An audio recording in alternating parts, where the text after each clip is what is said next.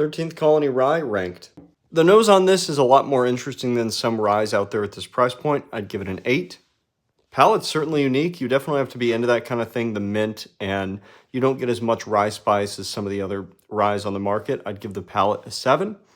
Finish, the mint is really interesting, and it's actually very tasty. It'd be great for a summer day. This is not the most complex finish, but for a rye, it's not quite as spicy as some other options on the market. I'd give it another 7. Finish, you actually get a longer finish than the bourbon. I'd give this a finish length of a 7 as well. Value is big on this. It has a lot of complex notes. It's really interesting, and is, I would say, for the $45-ish that you can get it for, a solid 9.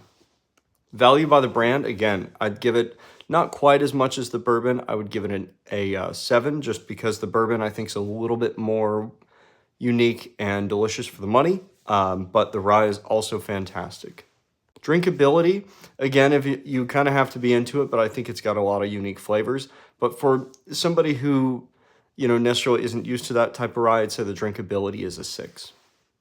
Availability, it's available in some states, not others. They're really gaining traction. I'd give this one a 5.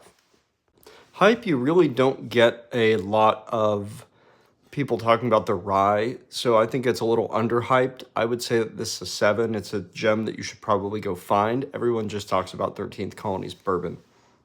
Quality, they are a younger distillery, just like the bourbon. I think they're a 7. They have some things to improve on, but overall, it's definitely good for the price point. It just tastes a little bit unfinished at times, but again, very, very good for something newer and a little more unique.